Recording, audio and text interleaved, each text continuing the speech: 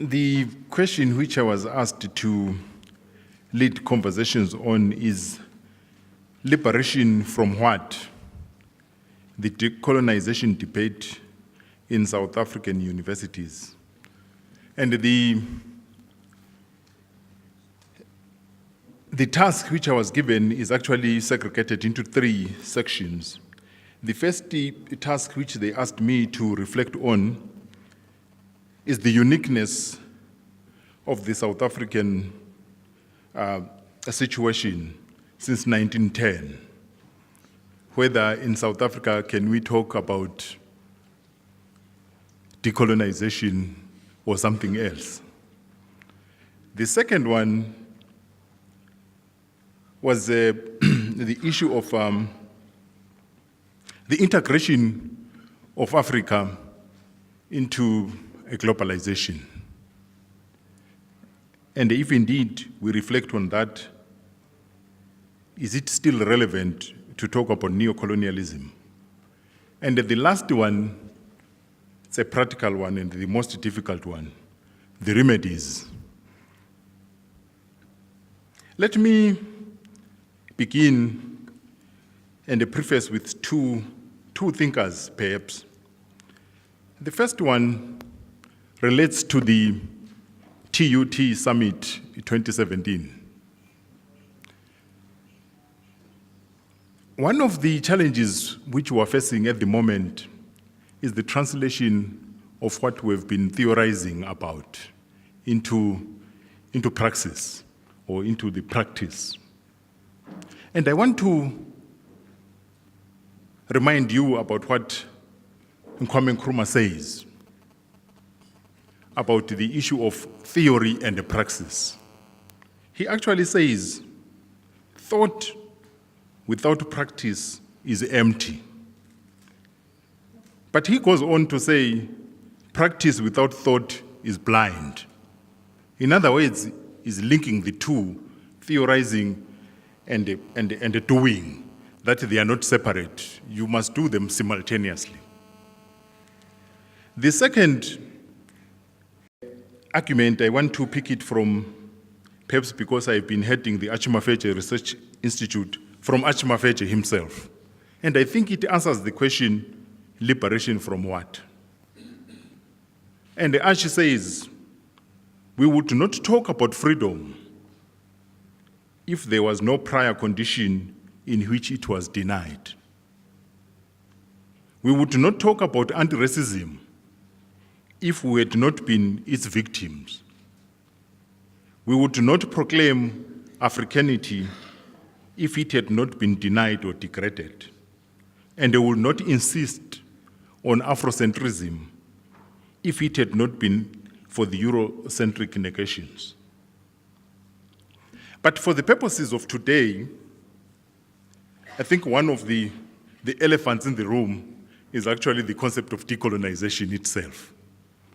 What do we mean when we talk about decolonization? What is its relevance today?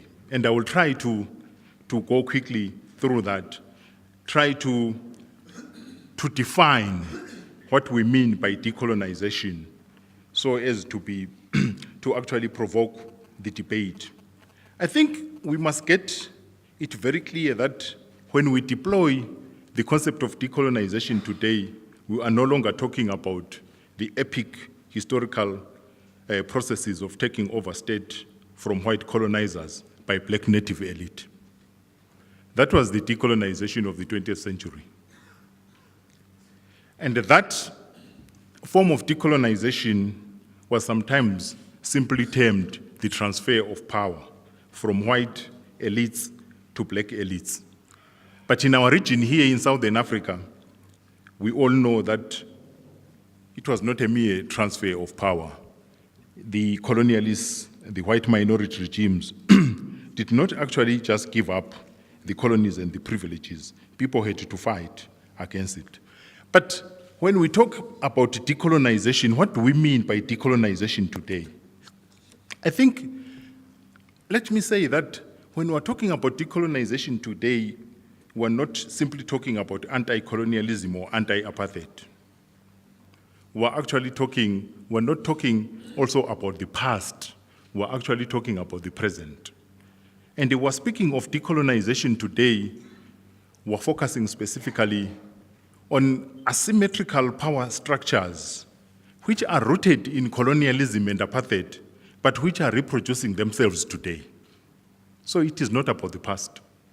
Secondly, as Motala has already spoken about, one of the issues which makes us still speak about decolonization today is the continuation of the racial hierarchization and social classification of people in accordance with race. And the third reason why we still talk about decolonization today is the continuation of the resilience, Eurocentric, and the colonial nature of knowledge. And the reasons why we still want to decenter the Eurocentric and the colonial imprint on knowledge is that we want to open it up. We want to open it up. We don't want to close it. We want to open it up in such a way that we begin to have in the universities, in the academies, what we call ecologies of knowledges. But I want to be specific and come straight to the universities in South Africa. Why are we talking about decolonization with relation to universities in South Africa today? I think the first thing which we need to take into account, we are talking about decolonization because we are trying to reimagine the very idea of the university. And if we don't start from there, we will then deal with other aspects inside a very problematic university. And decolonizing the very idea of the university is important because the university in this country has been complicit with colonialism and apartheid. And in being complicit with colonialism and apartheid, the university became a site of what we will call epistemicides. That is the killing, displacement, and the ignoring of other knowledges. The universities became also sites of linguicides. The destruction, displacement, and the ignoring of other languages. The universities became sites of cultural imperialism, patriarchy, sexism, racism, tribalism, and the other forms of alienation. That's why we talk about decolonization in the universities. We also talk about decolonization in the universities because we want to address the issue of opening up access to education. And we are actually responding to a particular demand by the students for opening up the university. And when we're talking about that, perhaps for lack of a better word, we're talking about decolonizing even the budgeting.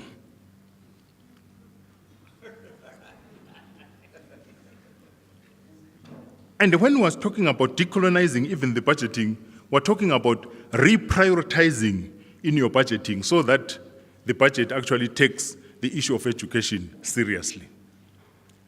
And this, we're not doing it in a vacuum, we're actually doing it in line with what is even promised by the state through the National Development Plan, where it promises to rebuild South Africa as a knowledge-driven society.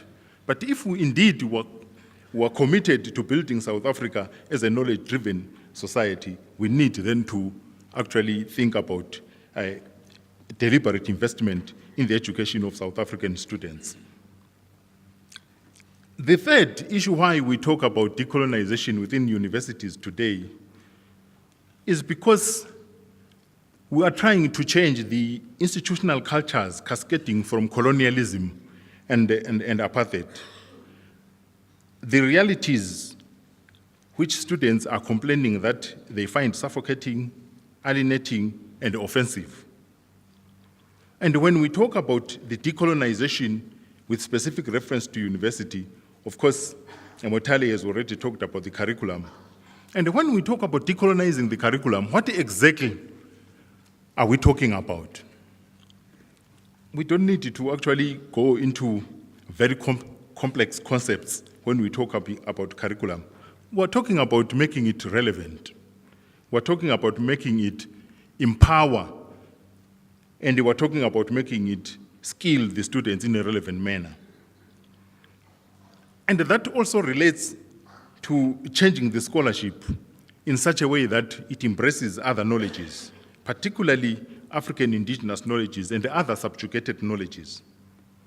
And then it takes us also to the other aspect, which is very important when we talk about decolonization with specific reference to universities, the issue of pedagogies, the shifting from demeaning approaches that position the teacher as the knower and the student as the empty vessels that had to be filled with the knowledge, to those new ways of teaching that recognize the knowledges that the students bring to the academy, and to recreate the lecture room, the lecture theater, into a site of dialogues as well as exchange of ideas to enhance learning and teaching so as to attain the high throughput which we want to achieve.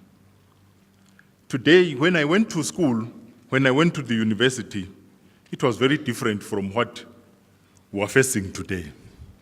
When I went to university, the professor will come to the podium and just put on the board, Hegel and the spirit of the human. And as the students, we'll just open our notebooks to take notes. Nowadays, it's very difficult to actually do that because the students will immediately challenge you, why are you teaching us about Hegel?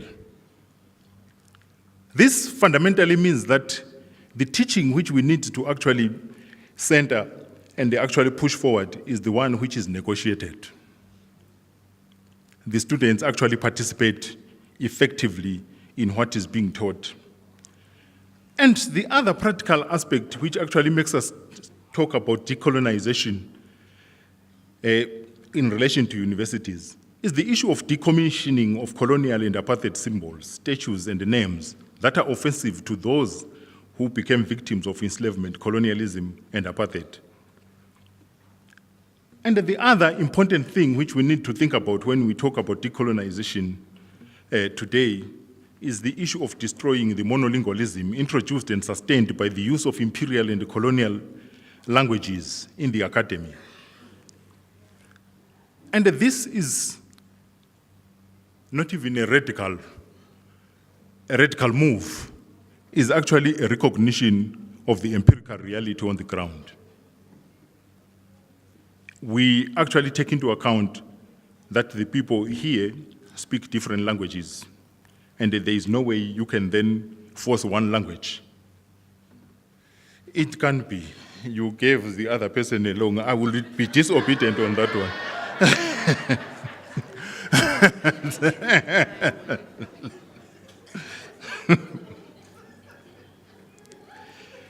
So fundamentally, we need to then understand and redefine decolonization by not repeating the word decolonization itself. And I want to argue that when we talk about decolonization today, we're talking about a broad struggle for rehumanizing of the dehumanized, a broad struggle for remembering the dismembered. At its center is a drive to restore the denied being and the lost ontological densities of black people who were subjected to the demeaning processes of enslavement, colonialism, apartheid, and others. And we must actually not always say when the roads must fall and the fees must fall movements, the students were very clear what they were fighting against. They never said we were fighting against the past. They were actually fighting against the present. And one of the present which they actually identified as the major problem is the problem of neocolonialism. The problem of neoliberalism. And that problem of neoliberalism, which particularly commodified education and knowledge in such a way that it become only accessible to those with money. And I'm hoping, it's unfortunate that he's saying I've only those minutes because I've only addressed one aspect of it.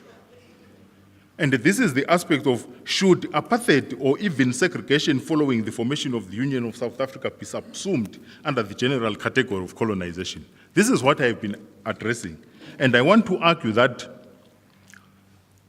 apartheid was just the most barbaric form of colonialism.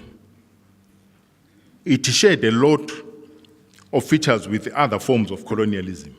And the Chief Albert Luthuli was actually very correct when he said, the best way to characterize apartheid is the tragic failure of imagination. And that means that there were some colonialists who were very stupid than others. And their stupidity was that they therefore imagined something which is worse in terms of colonialism in such a way that they provoke worldwide condemnation to the extent of apartheid being declared a crime against humanity. So I don't think we need to waste more time talking about the meanings and implications of the Act of Union of 1910. Particularly for black people, it never actually changed anything.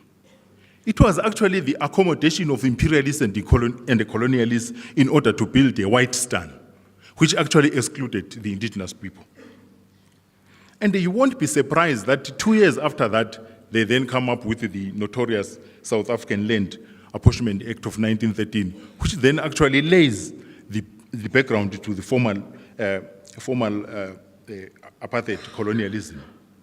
And if there is anything exceptional, what was only exceptional is the depth of victimization of the indigenous people and the longevity of apartheid.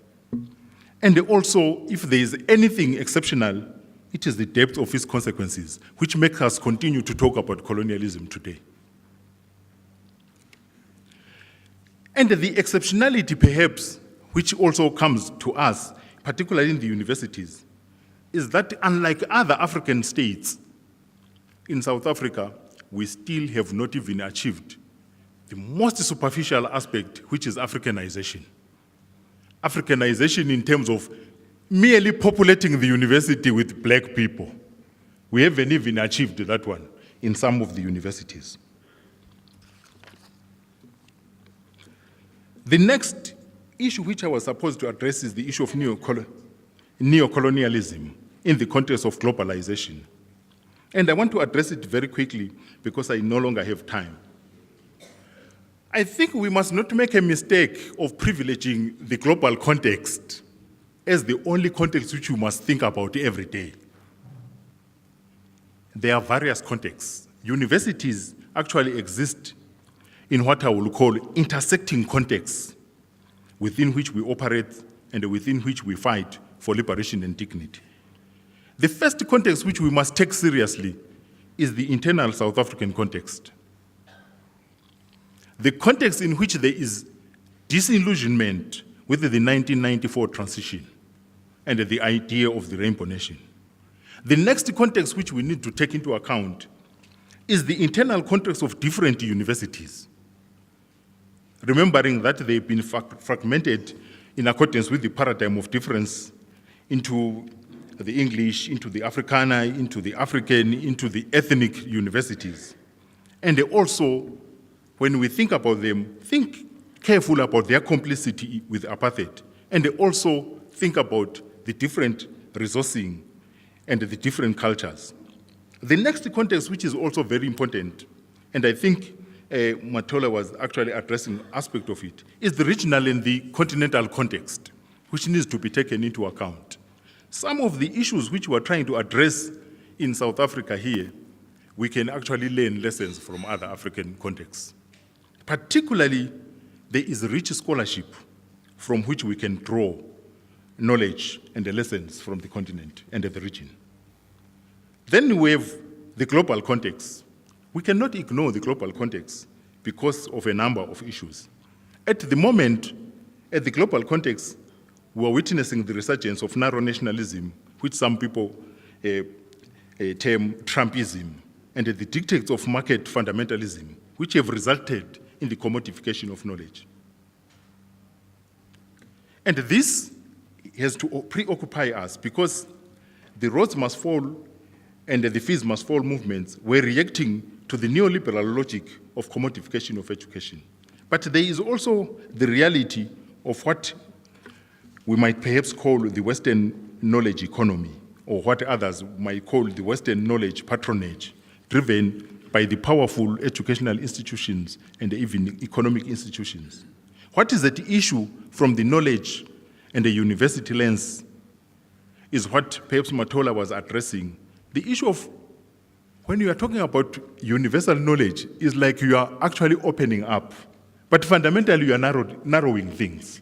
Because at the end of the day, the narrow conception of knowledge as universal fundamentally ignores the important contextual aspect of knowledge cascading from the plurality of the world.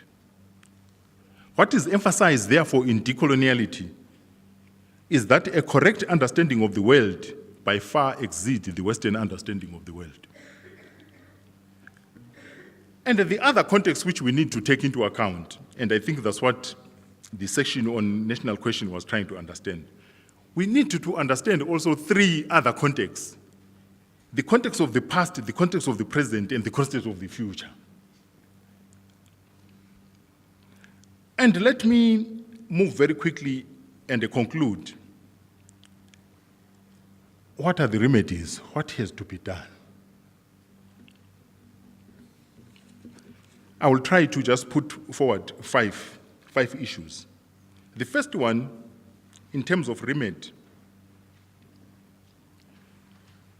there is no way you can dissociate diagnosis, correct diagnosis of a problem, and a correct therapy. Correct diagnosis of a problem and the prescription.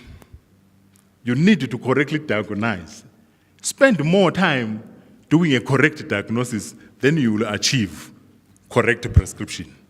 Nowadays, we're told every time, let's not think, let's just do. I find that to be very problematic as far as I'm concerned. One of the things which I think we need to diagnose clearly, what is the problem? I think the first issue which I will talk about is the issue of mentalities and consciousness. And I'm throwing this back to my colleagues who are academics here. What are your mentalities and what is your consciousness?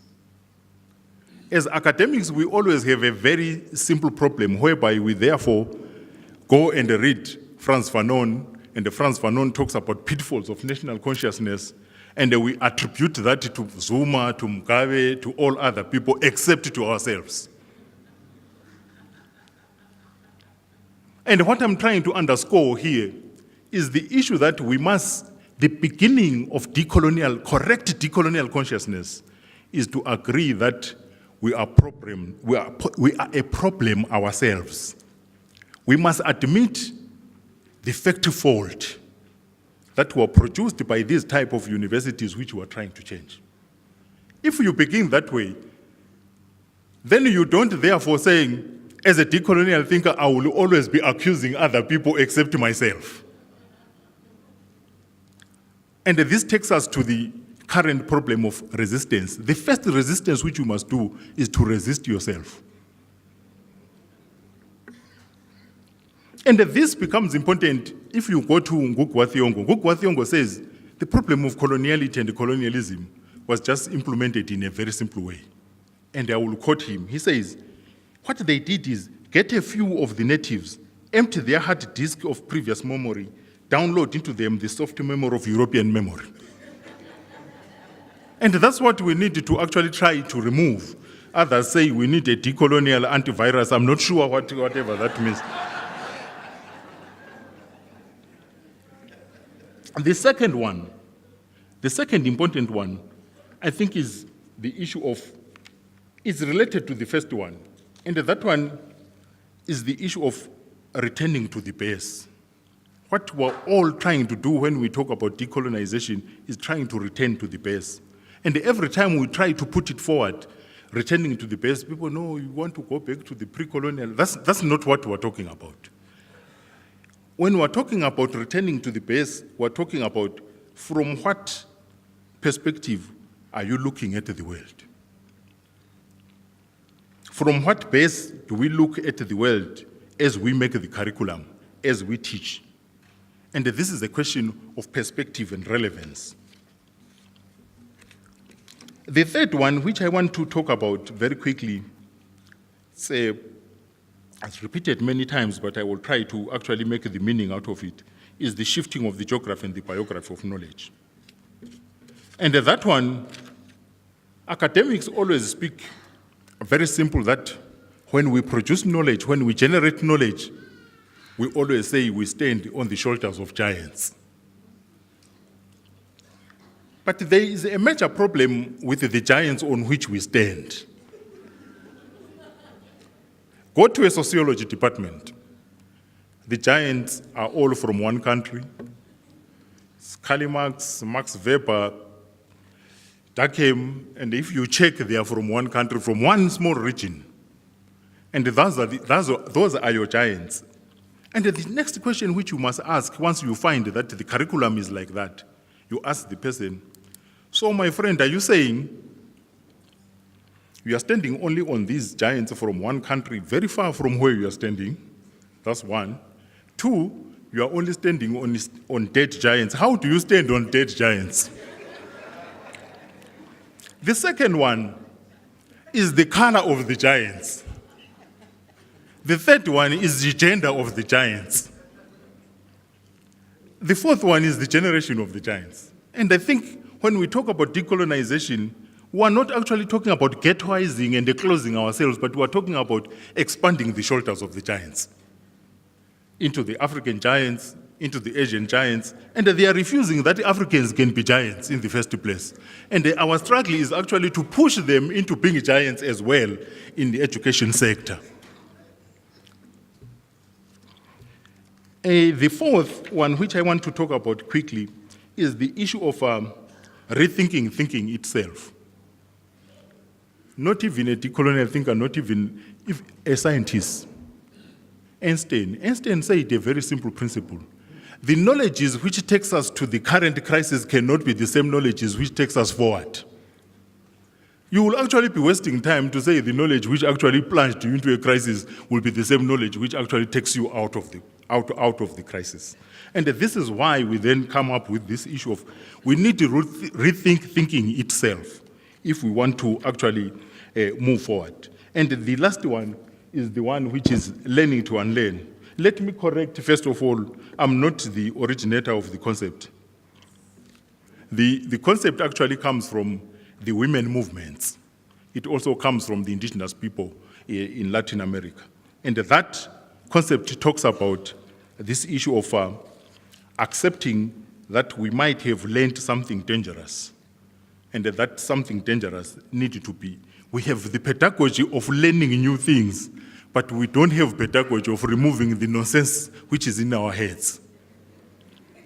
And that's what we're pushing ourselves towards. And in conclusion, therefore, a short answer to the question, what are we liberating ourselves from? I will answer that by talking to the 6 grammars of freedom. Deracialization, because we have a problem of racism. Detribalization, because we have a problem of tribalism. Depatriarchization, because we have a problem of patriarchy, sexism. Deimperialization, because we have a problem of imperialism. Decorporization, because we have a problem of corporatization, commodification of knowledges. And what we want to achieve at the end of it is decolonization and democratization. Thank you so much.